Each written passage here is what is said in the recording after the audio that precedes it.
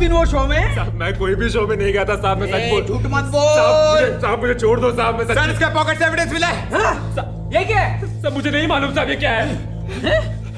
10 Ben Ten साहब, Ben Ten. कैसे नहीं मानेगा?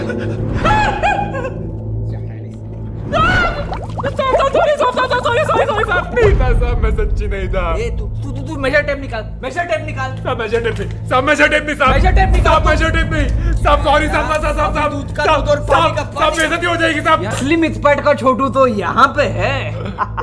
साहब मैं ही था साहब, मैं ही था। उस दिन हैबिटेट में मैंने ही परफॉर्म किया था साहब, लेकिन साहब वो जो जोक्स थे वो मैंने नहीं लिखे थे साहब, मैंने नहीं लिखे थे वो साहब। वो मेरे जोक्स, स्लिप पॉइंट के जोक्स, थगेश के जोक्स, हम सबके जोक्स कोई और लिखता है साहब। और उस दिन जो रणवीर ने बोला था ना साहब, वो भी किसी और ने लिखा था साहब। किसने लिखा था? किसने लिखा था? किसने लिखा था?